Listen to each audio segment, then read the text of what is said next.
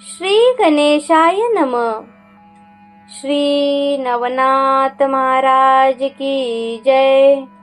श्री नवनाथ भक्तिसार कथा अध्याय 36. हा अध्याय वाचल्याने सर्प विंचू यांचे विष उतरून मनुष्य बरा होईल। श्री गुरुदेव दत्त अवधूत। यमधर्माकडून रेवण कैलासावर गेला। तेथे भगवान शंकराच्या भेटीला जाण्यासाठी शिवगणांनी अडविले। त्यासाठी त्याला शिवगण, अष्टभैरव व स्वतः भगवान शंकराबरोबर युद्ध करावे लागले। रेवणाने वाताकर्षण मंत्र म्हणून शंकराच्या अंगावर फेकताच ते नंदीसह मूर्छित पडले।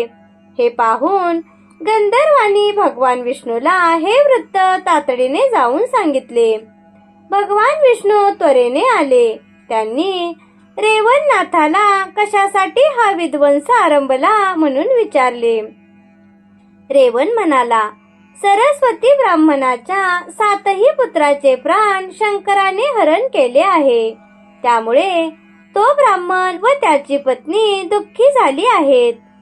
मी ती 7ही मुले परत घेऊन जाणार व संजीवनी मंत्राने जिवंत करणार। विष्णू म्हणाले, रेवणनाथा, ते 7ही ब्राह्मण पुत्र माझ्याकडे आहेत। मी त्यांचे जीवात्मे तुला देतो, परंतु त्यांचे देह तुला तयार करावे लागतील। रेवणनाथांनी ते मान्य केले। मग त्याने विष्णूच्या आज्ञेनुसार सर्व अस्त्रे आवरून घेतली। शंकर, नंदी, भैरव, असंख्य शिवगण सर्वजण मूळ स्थितीला आले। 7ही प्राण विष्णूने रेवणनाथाला प्रदान केले। रेवणनाथ या अस्त्राच्या साह्याने विटे या गावी ब्राह्मणाच्या घरी आला। ब्राह्मणाने रेवणनाथाच्या वचनावर विश्वास ठेवून आपल्या 7व्या मुलाचा देह रक्षण करून ठेवला होता। रेवणनाथाने ब्राह्मणाला सांगितले, हा 7व्या मुलाचा देह अचेतन आहे। याला कुटून मेणाप्रमाणे गोळा कर। त्याप्रमाणे ब्राह्मणाने केले।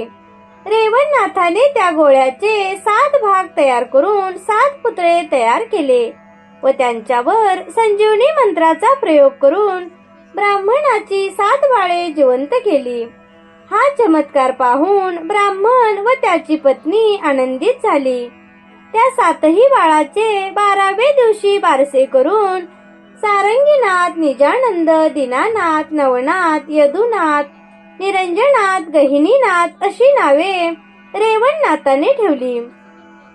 ते रेवणनाथाचे पुढे शिष्य झाले। विटे गावी रेवणनाथाचे स्थान अद्याप आहे। ही कथा श्रवण केल्याने संतती दीर्घायुषी होईल, असे गोरक्षनाथांचे वचन आहे। पूर्वी सरस्वतीच्या उद्देशाने ब्रह्मदेवाचे वीर्यपतन झाले। ते सर्पिणीच्या मस्तकावर पडले। पक्ष असावे अशा आशेने तिने ते गिळले। अस्तिक मुनींना ही गोष्ट समजली। त्यांनी सर्पिणीला बोलवून सांगितले की ब्रह्मतेजाच्या आधाराने तुझ्या पोटी अविहोत्र नारायण जन्म घेणार आहेत। जनमेजयाने केलेल्या सर्पसत्रातून तिला वाचविण्यासाठी वडाच्या डोलीत राहण्याचा सल्ला दिला व वज्रप्रयोग करून तिचे संरक्षण केले। 9 महिने पूर्ण होताच सर्पिणीने एक तेजस्वी अंडे घातले व ती वडाच्या डोलीतून निघून गेली। कालांतराने अविहोत्र नारायणाने त्या अंड्यात प्रवेश केला। मुलाच्या शरीराच्या वाढीमुळे ते अंडे फुटले। त्यातून एक बालक बाहेर आले व ते मोठ्याने रडू लागले। त्यावेळी वडाच्या झाडाची पाने गोळा करून पत्रावळी तयार करण्यासाठी कोशधर्म नावाचा गरीब ब्राह्मण तेथे आला। मुलाचे रडणे ऐकून तो त्या वृक्षाजवळ गेला। त्याच वेळी आकाशवाणी झाली की या मुलाचे संगोपन कर, तुझे कल्याण होईल। त्याने ते बालक घरी आणून सुरा नावाच्या पत्नीजवळ दिले। वटसिद्ध नागनाथ असे नाव ठेवले। 7व्या वर्षी मुंज केली। हा मुलगा काशी विश्वेश्वराच्या मंदिराजवळ आपल्या वयाची मुले जमून विविध खेळ खेळत असे. लुटीपुटीच्या मेजवान्या घालीत असे. निरनिराळ्या पदार्थांची नावे घेऊन मुलांच्या पंक्ती बसून आग्रहाने जेवायला वाढीत असे. एकदा दत्तात्रेयांनी लहान मुलांचे रूप घेतले व त्याच्यात जाऊन म्हणले की मी अतिथी आहे, मला भोजन द्या.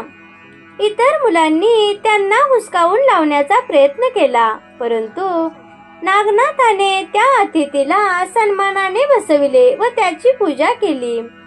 त्याचा विनम्र भाव अगत्य पाहून दत्तात्रेयांनी ओळखले की हा अविहोत्र नारायण आहे. त्यांनी त्याला एक सिद्धी दिली.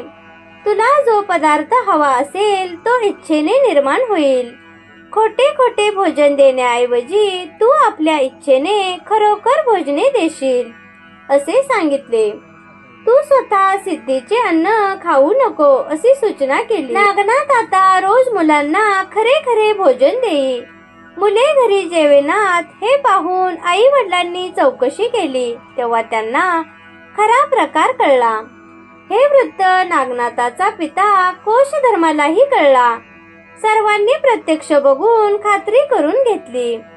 कोशधर्माने नागनाथाला याबद्दल विचारले तेव्हा नागनाथाने आपल्या लुटीपुटीच्या खेळात एक दिवस एक मुलगा अतिथी म्हणून आला. इतर मुलांनी त्याला हकलण्याचा प्रयत्न केला. मी मात्र त्याचा आदर सत्कार करून खोटे खोटे जेवायला वाढले. त्याने मला जाताना ही सिद्धी दिली. काशधर्माने ते दत्तात्रेय होत असे सांगितले. दत्त भेटीची ओढ वाटून नागनाथाने त्यांचा शोध घेण्याचा प्रयत्न सुरू केला. कोल्हापूर या पुण्यक्षेत्री दत्तगुरु गुप्तपणे भिक्षा मागून निघून जातात. हे कळल्यावर कोल्हापुरात गाव भोजन घालण्याचा निर्णय नागनाथाने घेतला. गावामध्ये एक सुद्धा घरात अन्न शिजवले जाणार नाही असे निमंत्रण दिले तर भिक्षेसाठी दत्तगुरूंना भोजनाच्या ठिकाणी यावे लागेल. मग त्यांची आपली भेट होईल. मग नागनाथाने देवीच्या पुजाऱ्याला धान्याच्या सोन्याच्या राशी सिद्धीच्या साह्याने निर्माण करून दाखविल्या. श्री नवनाथ महाराज की जय. अशाच नवनवीन व्हिडिओसाठी माझ्या चॅनेलला नक्की सबस्क्राईब करा. बेल आयकॉनवरही क्लिक करा. धन्यवाद.